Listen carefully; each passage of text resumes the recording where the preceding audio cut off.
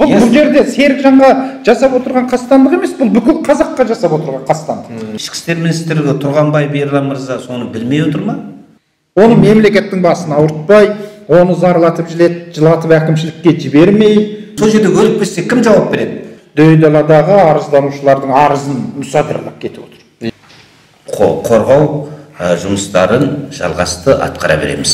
Ассалаумағалейкум, жалпы қазақстандықтар.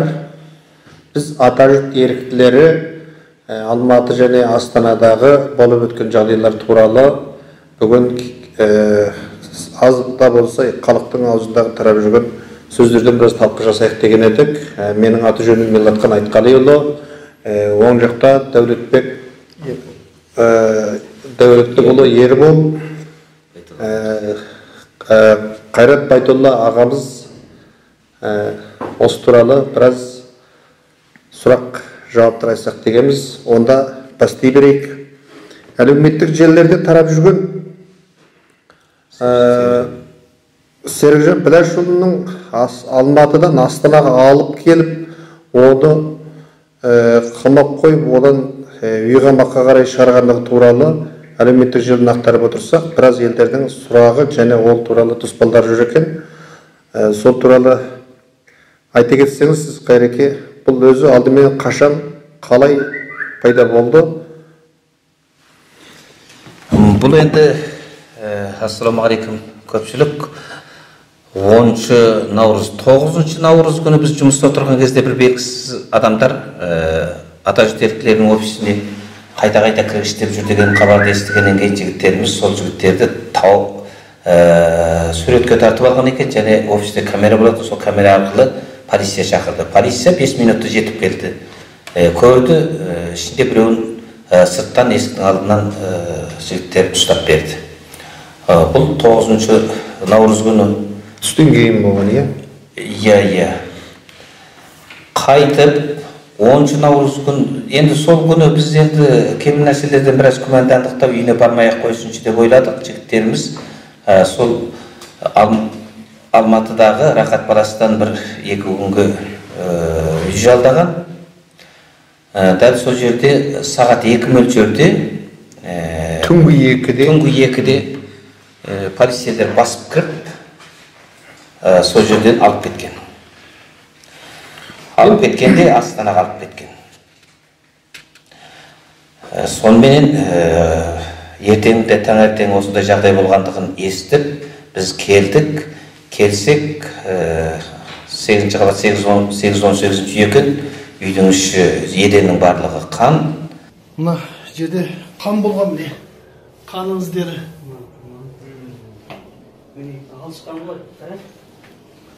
Міне жердің бәрі қан. Қанындағы. Сіздер мұны жуатын болсаңыздар, сіздермен соттасамыз біз керек болса. Одан кейін орамалда қан дақтары бар, есіктің көшектері барлығы сынған. Мына серіп жабық болған, не жетсе келіп алыңыз деген. Бұны үзіп тұрып ашқан ғой, мұны түнде ғана көрген мен. Бұның бүтін екенін. Өздеріңіз оны әлеуметтік желіден де көрдіңіздер ғой, біздің жігіттер соны түсірген немелер. Осындай жағдай.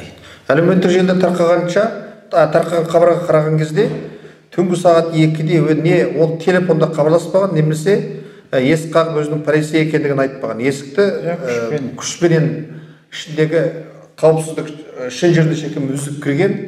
Енді Серікжанды шақырса да ол полицияға барады ғой. Серікжан өзі жұмысқа келіп жүр, кетіп жүр, үйіне барып жүр. Ол қашып жүрген адам емес қой. Шақырса да өзі полицияның немесі бойынша, тәртібі бойынша шақырса да барады. Бірақ енді түнгі сағат 2-де оны есікті теуіп барып тарап кету деген, былайша айтқанда барымта. Біздің адвокат Айман Омарованың өткенде тілшілерге берген сұхбатында да, және әлеуметтік Еуропаның және Түркияның әлеуметтік желілерінде жазуларында барлығында бұл нәрсе ешқандай бір ішкі істер министрлігі құзырлы органдарының тәртібіне жатпайды, барымта деп отырулар. Бүкіл басылымдардың барлығында солай деп айтылып жатыр. Біздің адвокат та солай деп баға берді, барымта деп. Сонымен халық біреу үстінде. Енді сосын барып мына ұлттық арна басты тақырып бағдарламасында бұл мәселені талқыға қояды, бір заңгер кісіге сұрақ қояды. Серікжанның бір кез келген бір видеосының біреуінің ішіндегі ең өздеріне мынай ана бір жихад деген сөзді ғана айтқызатын жерді қиып алып қояды да сол үшін талқы жасайды. Сол енді не үшін солай ұлттық арна солай не істейді екен? Жаңа әлеуметтік желіде қарап отырсақ, ол туралы елдердің комментарийі неше жүзден асып кетіпті. Оның толық нұсқасында былай деп елдер өзі әлеуметтік желіде айтып жатыр. Мүшелермен, құрайсыздармен болған жихад деген автомат алып Сирияға бару емес. Бүгінгі жихад ақпараттық идеологиялық жихад.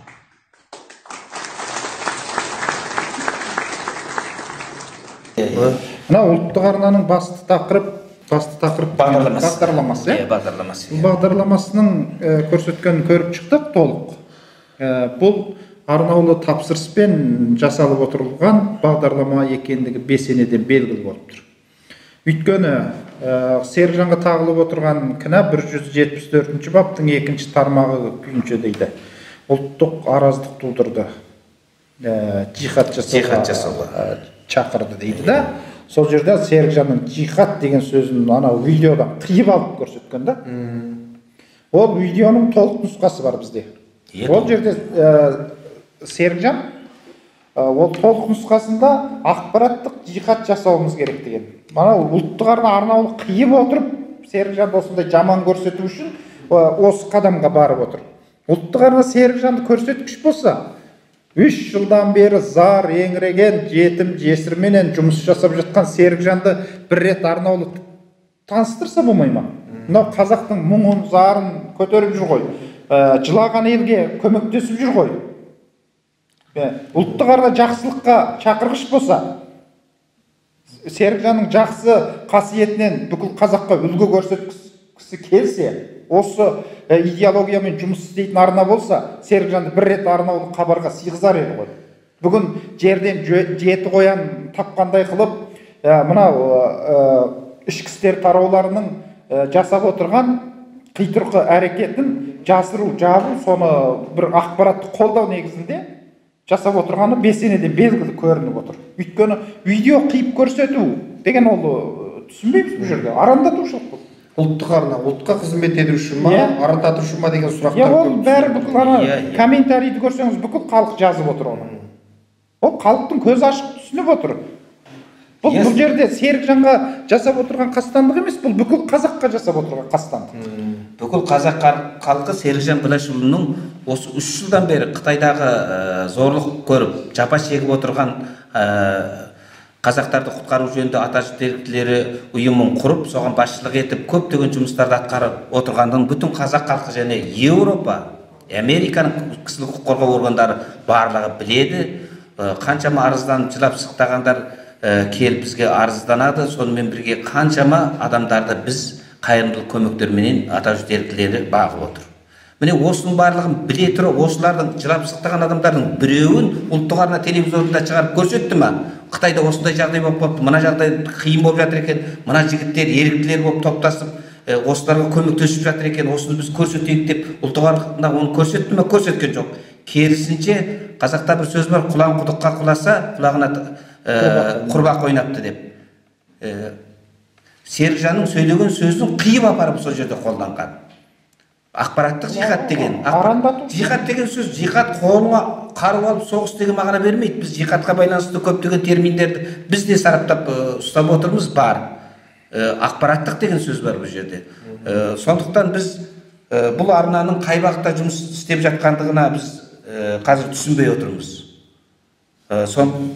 Біздің ақпарат құралында да осындай жағдайлар бар. Халыққа күдік тудырады. Бұл журналистиканың тәртібі бойынша бұлар ұлттық арна халыққа жұмыс жасағысы келсе, мынау ішкі істер тараулардың жасап отырған заңсыздығын сөгу ретінде Серікжанды түн жарымында қарулы күшпенен барып барымталап алып кеткен ішкі істер тарауларын сынаса керек еді. Халыққа үрей туғызды деп. Қазір халық дейміз, біз де халықпыз. Біз де қарапайым адамбыз. Бізде де үрей болды содан кейін. Бұл кез келген адамды ұстай бере ма бұлар? Серікжанды бір звондап Астанаға кел десе келеді ғой Серікжан. Қазір әлеуметтік желіде Астанаға керек болса. Әлеуметтік желіні көріп отырсыздар ғой. Бұл тіпті мемлекеттен көшіп кеткіміз келді деп бір-біріне мұң зарын айтып жатқан. Иә, бұл біздің қалыпқа адамды барып тарпабестен ұстап алып келетін болса ол қандай? Ол құқық қорғау органының этикасында бар ма? Тіпті Қазақстан Республикасының заңында ондай бар ма? Тарпа бастап ұстап алып келу. Бұның қарсы жағы өте көп болып отыр. Бұл Қазақстанның абыройын түсіреді. Қазақстан дамыған 30 елдің қатарына кіреміз деп отырған ел. Бұлай болса қалай кіреді? Кез келген адамды ұстағысы келген кезде ұстай береді. Қамағысы келсе қамап, соттағысы келсе соттай берсе. Қазақ ұлтының абыройына. Бұл қазақтың мемлекеттің бет-беделін халықарадағы бірақ түсіреді. Халықтың алдындағы сенімін кетіреді биліктің. Елбасымыздың абыройын түсіреді. Қазақ халқы тарихқа қара бет болып қалады. Өзі үшін қызмет етіп жүрген бір ұлын қорғап қала алмаса, ол қандай халық болады? Жер бетінде қазақ үшін нағыз адал жұмыс істеп жүрген екі адам бар болса, осы жер шарында, соның біреусі Серікжан. Жалғыз адам болса, ол Серікжан. Серікжанның жылап отырып, зарлап отырып істеген жұмысын бүкіл халық көріп отыр. Әзір бұрынғы заман емес, әзір видеодан бәр адам көреді, түсінеді. Дені сау, көзі көретін, құлағы еститін адамның бәрі біледі деп ойлаймыз. Ұлттың қызметін істеп отыр. Сонда наурыздың 10 күнігі барымтадан бергі жағдайы, ешкім істемеген жоқ, ешкім шығып сөйлеген жоқ. Ішкі істер министрлігі Тұрғанбай Ерлан мырза соны білмей отыр ма? Барымта екенін бүтін әлем ақпарат шулап жатыр. Еуропа, Америка шулап жатыр. Түркияның ақпарат құралдары шулап жатыр, біз көріп отырмыз. Халыққа түсіндіру жұмысы жүрілген жоқ міне. Халық қазір үрей үстінде. Ішкі істер министрлігі Тұрғанбай Ерлан осыны білмей отыр ма сонда? Егер бұндай жұмысты дұрыстап істей алмаса, жұмыстан кету керек ол. Оған міндетті түрде басшы бұйрық беріп отыр ғой. Ол ең төменгі жаңағы қызмет міндет атқарушылар сол бұйрықты орындап отырған болуы мүмкін. Сонда оны ең жоғары әділі қоя ма? Жоқ, әдеттегі қызметкерлері министрлігі қарайды ғой ол. Ол қызметін атқара берсін. Мақұл. Сол анау министр ғой. Ерлан Тұрғанбаев па? Иә. Ерлан Тұрғанбаев мырза бұл әзірге дейін білмей ма? Әлемнің ақпараты шулап жатыр бұл. Кешегі мынау ұлттық арнада беріп отыр. Жақсы қырынан берсін, жаман қырынан көрсетсін. Ұлттық арна ішкі істер министрлігінің жаңағыдай барымтасын жасыру үшін қолдан жасап қиып таратып отыр ұлттық. Ол халыққа қылмыскер қылып көрсеткісі келіп отыр да. Не үшін аяқ астынан барымта ретінде соны ұстап Астанаға алып келгендігі туралы әлі ешкім одан түсініктеме берген жоқ, ешкім де түсініктеме берген. Мәселен, Серікжан бірашылы қылмыскер емес. Қазір олар қылмыс күмәнсіз ретінде ұстап отыр. Қылмыскер емес, күдікті ол. Күдікті. Сондықтан күдікті болған адамды есікті теуіп кіріп, мәселен, ода жүрек ауруы бар болуы мүмкін, қан қысымы жоғары болуы мүмкін. Сол жерде өліп кетсе кім жауап береді? Ерлан Тұрғанбаев жауап бере ме? Жоқ, кім жауап береді сол жерде өліп кетсе егер? Біреу есігіңді теуіп кірсе қандай күйде болады? Қандай адам болса тосаттан ұйқыда жатқан адам бұл деген мемлекеттік дәрежеде ойланатын нәрсе бұл. Енді бір сұрақ.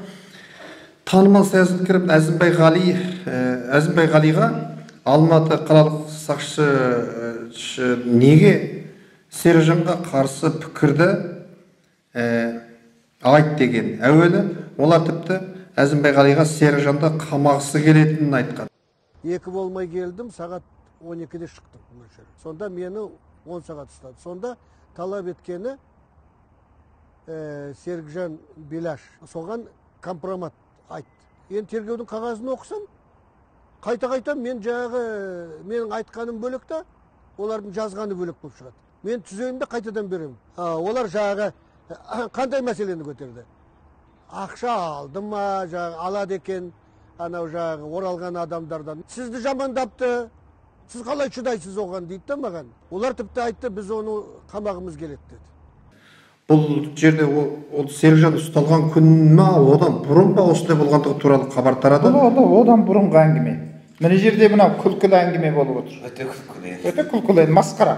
Алматы қаласындағы құқық қорғаушылар, яғни ішкі істер департаментінің адамдары, өкілдері, Серікжанды қамағымыз келеді деп Әзімбай Ғалиға, ол бір білдей саясаткер. Қазақ мемлекеттік Әл-Фараби атындағы ұлттық университетінің профессоры. Бұл көшеде жүрген кездейсоқ адам емес. 10 сағат. Осы кісінің өзін 10 сағат ұстап алып, Серікжанды жаманда, Серікжанның үстінен пікір айт, жаз деген. Ол кісі 10 сағат ұстаса да жазбаған. Содан кейін мына жазып берген дейді. Қызық Жазған екен. Жазып берсем дейді, жазғанымды қайта жазғаным ұқсамайды. Айтқанмен жазғаным ұқсамайды. Қайта өзгертіп отырдық деген сөз бар. Сонда мына адамның күлкісі келетінін, олар сол жерде Серікжанды қолға алғысы келетінін ашық айтқан. Қолға алғылары келіп жүрген. Сонда биде дегенде бұлар. Анау кетіп бара жатқан адамды біз ұстап алып кетуіміз керек. Сол үшін сендер оны жамандаңдар. Біз ұстайық дейді екен. Сонда бұл бандитизм ба, қалай ол? Түсінбейсің. Бұл қандай құқық қорғаушы сонда? Сонда осы жолда айналасы бір 3 күннен бері сондай бір жоспарланған нәрсе бұл ұқсап қалады. Жоспар Серікжанның айналасында осындай бір нәрселер жүріп жатыр. Атажұрт еріктілердің жұмысының айналасы. Ол не үшін? Ол кімге керек? Қазіргі кезде ол енді Атажұрт еріктілер Қытайдағы осындай зар илеп жатқан 3 миллион қазақты құтқару үшін жұмыс істеп жатқан бүтін халық біледі. Видеосын, анасын, мынасын, жалпы қайырымдылық шараларын түгел көріп отыр, желілерде. Осыны көріп отырып, сонда соны тоқтатқысы келе ма? ол тоқтату кімге керек? Қаншама зарлаған, жылағандарға үйіндегі ішіп-жем туралы, ақша туралы көмек жасап отырған, және де жоғарыға кімге арыз беретінін білмей отырғандарға арыз жазғызып беріп отырған адамды оны тоқтату кімге керек? Ол Серікжанды барып талап кеткен күннің ертеңінде офиске барып, офисті ішіндегі нәрселердің барлығын алып кеткен. Ал біздің офистің ішінде немене бар? Офисте компьютер бар. Ол жерде Қытайда туыссыз, жазықсыз ұсталып сотталып жатқан қазақтардың арызы бар. Басқа ешқандай емес. Тек Қытайдағы туысы. Біреуінің әпкесі, біреуінің әйелі, біреуінің қызы, біреуінің ұлы жатыр ол жақта. О да соттың Қазақстанмен президент соткамен сөйлесіп қойғандығы үшін ұсталып кеткен, 3 жылға сотталып кеткен. Соның барлығын барлық нәрселерді алып кеткен. Енді қазірге дейін бермей отыр. Бұл жерде және бір қызық. Оларға не керек? Ол бұлар айтады, бұлар Атажұрт еріктілерін айыптап отырған жоқ. Серікжан Біләшұлының жеке басын айыптап отыр. Жеке басы. 174-ші бап 2-ші тарау дегенде Серікжанның жеке басына таға отырып, ана бір еріктілердің, арызданушылардың, Дөйдаладағы былайша айтайық, Серікжанмен қатысы жоқ, Дөйдаладағы арызданушылардың арызын мұсадырлап кетіп отыр. Тінтіп офисті. Кейбіреулердің жеке заттарына дейін кетіп қалған. Енді соттың бұйрығы болған жоқ ода? Жоқ. Соттың бұйрығысыз алып. Серікжан Біләшұлы, оның жұмыс тактикасы қашанда ол адамдарға көмектесу, сосын Қазақстан Республикасының заң және заң шеңбері негізінде біз қаламменен қағаз алып соған арыз жазамыз деп арызға үйретіп қалай Қытайдағы туыс-туғанын құтқару туралы елбасының саясатын үгіттейді. Елбасына және осы мемлекеттің саясатына қарсы ешқандай да бір Серікжанның лекцияларынан бір ауыз сөз таппайсыз. Бұл халықты бірлікке шақырып отыр. Бірлікке шақырады. Ұлтын, халқын, мемлекетін, қазақ елін сүйетін азамат. Мына тәуелсіз елдің мәңгілік Қазақстанның тәуелсіз болып тұруы кімге керек? Ол қазақ халқына керек.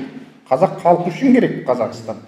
Осы тәуелсіз етіп ұстап тұру үшін не істеу керек? Қазақта бірлік болу керек, сана сәуе болу керек. Осы жағына үлкен еңбек сіңіріп жүрген Серікжан Біләшұлын бұлайша аяқ астынан барымталау, бұл қазаққа жасалған қастандық, қазақтың мемлекеттің тәуелсіздігіне жасалған қастандық, арысын айтсақ. Қазақ мемлекетінің әлемдегі имиджін, абыройын тікелей түсіретін нәрселер. Елбасымыздың абыройын түсіреді. Қайта мемлекеттің тұтастығын, ұлттың тұтастығын, ұлтаралық және өңіраралық нелер болмас үшін қаншама мыңдаған лекциялар сөйледі. Ел бүкіл елге танымал, тіпті халықараға танымал болған адамды аяқ астынан осындай ұстау бір адамға арасында бүкіл халыққа үрей тудырды. Ол не үшін керек, ол туралы түсіндірме не айтылған жоқ хабарда. Серікжан Біләшұлы әдеттегі бір құқық қорғаушы, әдеттегі бір жәрдемдесуші осындай бір адамнан осы 2 жыл ішінде өзінің жоғары өредегі көп тілді, одан кейін көп білімді азамат екенін қазақ халқына, Қазақстан мемлекетіне және бүтін әлемдегі халқы, Еуропаға, Америкаға өзінің жоғары деңгейдегі саясаткер екендігін таныта білді. Осы ғасырда бір керек адам ретінде, қазақ халқына, Қазақстанға, қазақ мемлекетіне Серікжандай білімді адам керек. Мемлекет Серікжанды пайдалану керек. Оң жағынан пайдалану керек. Қайта соны қорғау керек. Қорғау керек еді. Оған апарып, ана каналда комплимент жинап, мына ғалымды әкеп Әзімбай сияқты оған апарып қарсы сөз айт демей, Серікжаннан пайдаланып, Серікжаннан осындай бір білімді адамдарды үкімет пайдаланып істету керек. Мына біз мәңгілік ел құрамыз дейді екенбіз. Мынандай елдің берекесін келтіретін, елбасының абыройын түсіретін, мемлекеттің бет-беделін халықарадағы түсіретін мынандай әрекеттермен шұғылданып отырған адамдарды тез арада анықтап тауып бір жақтылы ету керек. Бұны кім істеп отыр? Бұл кімге не үшін керек болды деген сияқты.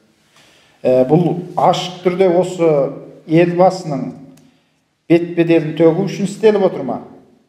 Қазақ мемлекетінің халықарадағы абыройын бет-беделін төмендету үшін істеліп отыр ма? Жоқ, қазақ халқына қара күйе жаққысы келіп істеп отыр ма? Жоқ, бұл Серікжан бір әдеттегі бір адам емес, бүкіл қазақтың мүддесін қорғап, қазақтың Қытайда зар илеп, құқығы тапталып отырған 3 миллион қазақтың мұң зарын бүкіл әлемге таныстырып отырған адам. Осы арқылы халықаралық ұйымдардан көмек сұрап, мына жас мемлекетті андай алпауыт елге қарсы қоймайықшы деп Қазақстаннан көмек сұрап, сұрағанның сыртында Қазақстанға демеуші болсын деп ана ұйымдардан көмек сұрап отыр. Ана мықты демократиялы елдерден, әлемде өзіндік ролы бар елдерден Қазақстанға көмекші болсын деп сұрап отыр. Бұл Қазақстан үшін өте маңызды жұмыс бұл.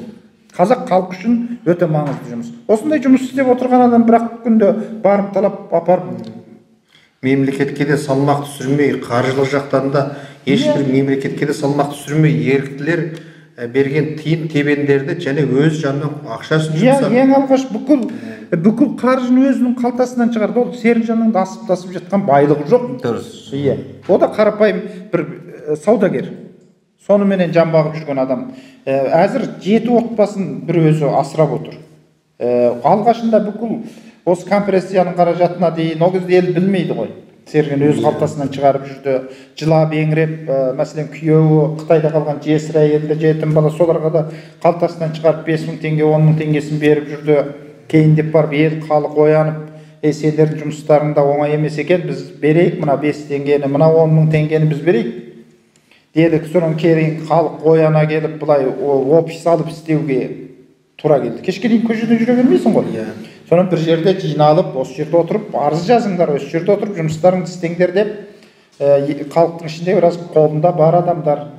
Тіпті ауырғанда дәрі алып ішетінге ақшасы жоқ отырған балалардың көзінен жас ағып жылап тұрып, оған өзінің жанынан ақшасын беріп, ертіп барып, бүкіл жаңағы продукт сынап беріп. 50-60 отбасы әзір тікелей ата жұрттың қамқорлығымен өмір сүріп жатыр. Егер ата жұрттың осы қамқорлығы үзілсе, олардың қалай болатынын білмейміз біз енді. Осы мемлекетке не үшін керек? Мемлекет істейтін шаруа осы. Оны мемлекеттің басын ауыртпай, оны зарлатып жылатып әкімшілікке жібермей, халықтан анадан бар 5.000 теңге, мынадан барып 70.000 теңге, әзір әлеуметтік желі деген жақсы WhatsApp тобын құрып, үгітті бей айналайын көмектесші мынан, екі дүниеде бұдан қайтпаса құдайдан қайтар деп зарлап еңіреп жүріп, бір 500.000 теңге жинасаң бір айда, оны бөліп бересің. 20.000 теңгеден болса 25 отбасы. Ана күнде 6 наурыз күні қайырымдылық шарасын өткіздік. 600.000 теңге жиналды, сол жерде дереу 30 отбасына 20.000 теңгеден бөліп бердік. Ұн жиналды, ұн, макароны бар, күріші бар, киім кешек, не жиналды сол жерде? Бір айлық ішіп жемі айырылды осы. 30 семьяға сол жерде бөліп беріп, оларды алғысын айтып кетті олар. Енді бір айдан кейін олар тағы да жаңағы ішіп жемі тағы таусылды. Сол кезде енді ата жұрттың жұмысы әзір біздің Алматыдағы офисімізді жауып тастады. Осыдан ары қарай енді халық та келеді. Халықтың ақшасымен ашып отырған офис ол. Енді ол ары қарай мәселені сол мәселе 50-60 семья қайтеді. қалай өмір сүреді. Енді оны мемлекет қарау керек, әкімшіліктің басын ауыртады, айтады, бүйтеді, жылайды, еңірейді. Мемлекет қолдан ғана тұр ма, кім біледі. Бүкіл енді гуманитарлық көмек жасайық, Қытайда осындай қиын жағдайдың болғанын бүкіл әлем білді. Қытайдан келген отбасында қиыншылығы балаларды бірақ біз қайтадан баспана беріп, бірақ қайтадан қиыншылығын шешейік деп ойлап жатыр ма, кім біледі. Жоқ, үйтіп ойласа еді, Серікжан тарпып алып, бастап ұстап алмай қайтса да біз бере салатын едік қой біз. Параллель істей берсе болар еді. Иә, бірақ елу алып семьяны мемлекет өзіміз асыраймыз десе біз қуанып кетер едік қой. Кім көрінгеннен ақша сұрау кімге жағады ол? Онда мемлекеттің беделін бүкіл әлемге танытып, онда Серікжан былай жарыс алып айтып, халықараға беделін көтеріп жүретін азаматтың бір болмас па еді. Қазір енді кешеден бері қарай ғой, негізі кешеден бері 2-3 күн болып қалды. Әлемдік ақпарат осы. Қазақстанның әлеуметтік желісі бүкіл осы Серікжан тақырыбы. Мына әлемнің 40-қа тарта елінде 5 миллиондай қазақ тұрады. Көп бөлімі осы Қытай менен Өзбекстанда. Қытайда сол 3 миллионға таяу қазақ тұрады. Батыстың және әлемдік ақпараттарға сүйеніп отырып, мына жақындағы Қытайдағы болып жатқан кейбір саяси лагерлер көбейіп жатыр. Сол батыс ақпараттарында ұйғырлардан 3 миллион, қазақтардан 500 мың, қырғыздардан 50 мың деп айтады. Енді оны анық-қанығымыз білмейміз осылай. Бірақ көп екені рас. Оны Қазақстан үкіметі, сыртқы істер министрлігі 2 рет нота тапсырған, оған мардымды жауап болмаған. Сонымен көп нәрсе бұдан мардымды жауап бермеген, енді әлемдік деңгейде халықаралық құқық қорғау органдар бар ғой. Соған ағылшын және басқа тілдерде 5 түрлі тілде атажұрт еріктілері арыздарын жолдап отырды. Сыртқы істер министрлігіне де жіберіп отырды. Нұр Отанға, сыртқы істер министрлігі, президент аппаратына барлығы сол атажұрт еріктілерінің айналасында осы сыртқы істер министрлігін осындай бір арыздарменен қамдап отырды, документпен қамдап отырды. Соның арқасында олар арыздана білді. Қытайда жағдайларды айтып, кейбіреулері бірталай шықты сол арыздың арқасында сыртқы істер министрлігінің және халықаралық құқық қорғау ұйымдарының қысымының арқасында болып отыр. Кейбіреулері мойындамай, ана болды, мына болды деп қалай шығарып қойып, паспортын бермей, саяси үйрену лагерінен шығарып қойған өткенде бір қызды. Паспортын бермейді. Сонымен ана жақтан, Америка жақтан звондайды, кетіп қалды деген. Соң қайтадан сол Қытайда тұрып жылап еңіреп, мен кеткем жоқ, міне Қытайда тұрмын деп артындағы нәрселерін көрсетіп, содан қайтадан үстіп жүріп те шығарып алып кетілген адамдарымыз болды. Сондықтан енді осындай үлкен жұмыс атқарылып жатқан кезде ол атажұрт еріктілерінің есігін тақап тастау дегенді түсінбедік. Сонымен бірге олардың алып кеткен жаңағы арыздар бағанада айттық, ол ешкімге керек емес, тек қана Қытайдағы туыс-туғанын жоқтаған арыз ол. Оның ішінде кейбір келіп отырған кейбіреулердің удостоверениесі жеке бас куәліктері де кетіп қалған. Қазір енді сол адамдар біз іздеп отыр. Біз айтамыз, оның ішкі істерден барып ал дейміз. Ал енді бүтін Қытайға арыздана алмай, қайтайын білмей отырған адамдардың көбі біз арқылы арызданып отыр. Ендігі арызданатындар қайда барады? Кімге барады? Әңгіме бұл жерде. Біз халықты ұстап отырған адамбыз. Көшеге шықпа, наразы болма, тек қана осы жерден арызыңды жазып, былай жібереміз сыртқы істерге оған деп. Бұдар дүрсе қоя беріп, барды да жауып тастады, қалғанын көреміз тағы, немене болатынын. Сондықтан енді мына 2-3 күннен бергі 3 түрлі жағдай, жалпы Серікжан Біләштің маңайындағы жағдай адамдарға үрей салып отыр. Бірі барымта мәселесі, екіншісі ұлттық арна басты тақырып бағдарламасының Серікжанға байланысты нәрселерді қиып көрсетуі, үшіншісі профессор Әзімбай Қалидың ағамыздың ананы айт, мынаны айт деп Серікжан Біләштің үстінен компрометті айт деген сияқты қысым. Осының барлығы қоғамда бір түрлі құқық қорғау органдарына деген сенімсіздікті тудырып отыр. Енді біз атажұрт жалпы сонымен бірге ақпарат құралдарына халыққа енді арыздарыңды жалғастыра беріңдер деп, үрейленбеңдер деп біз айта беруіміз керек, олар келе беру керек қой негізінде. Енді халыққа айтарларыңыз болса, айтыңыздар жалпы халыққа. Енді бұл жерде Қытайда әлі қаншама қандастарымыз зар илеп отыр, құқықтар тапталып. Қытай билігі өзінің және халықаралық заңдарды белшесінен баса отырып, геноцидтік саясат жүргізіп отыр. Оны біз айтып отырған жоқпыз. Бүкіл әлемнің ақпараты жариялап отыр. Қытай билігі де саяси үйрену атты лагерлерінің бар екендігін мойындады. Ендігі бұл жерде біздің қаншама қандастарымыз жатыр, ет бауыр туыстарымыз жатыр. Сондықтан барлықтарымыз және де арызды тоқтатпаймыз. Алла қаласа алдағы жерде түсініспеушіліктер шешіліп, және де біздің офисіміз ашылып, жұмыс жалғастырамыз деп жоспарлап отырмыз. Енді оның бәрін уақыт көрсетеді. Халық өзі де ешқашан арызды тоқтатпау керек. Басқа жол жоқ қой, тек қана арызды жалғастыру керек. Бұл жерде біз мына Серікжан мәселесінде де біз ешқандай халықты митингке, бейбіт шеруге, наразылыққа шақырмаймыз. Серікжанды қолдағысы келген адам, Серікжанның құқығының жанышталуын қаламайтын адамдар видео арыз беруіне болады, және де елбасымызға, халықаралық ұйымдардан көмек сұрауына болады, Серікжанды қолдап. Бірақ әрқандай жерде топтасып, ереуілге, шеруге шығуына болмайды. Біз оған қарсымыз, ереуілге қарсымыз. Халық үшін Серікжан 3 жылға жуық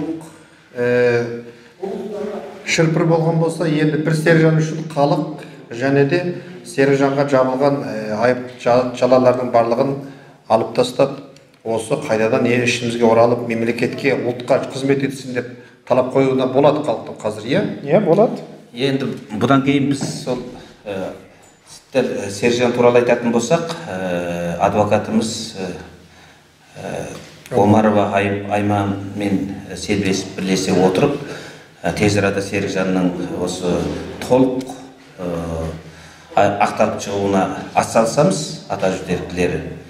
Сонымен бірге, жаңа Ерлан айтып кетті, өзіміздің ұстанымымызды айттық, ешкімді біз митингке шақырмаймыз.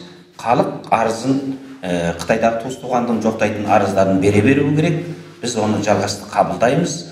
Сонымен бірге, Серікжан туралы өздерінің ой пікірлерін айтқысы келетін болса, біздің ішкі істеріміз бар, сыртқы істеріміз бар, елбасымыз бар, халықаралық ұйымдарымыз бар, өздері біледі о жағын талғау. Жалпы біз ата жұрт ұйымы жұмысты бұрын істеп келген болсақ, тағы да осы Қытай қазағында қорғау жұмыстарын жалғасты атқара береміз. Тек қана жалғастыра беру керек.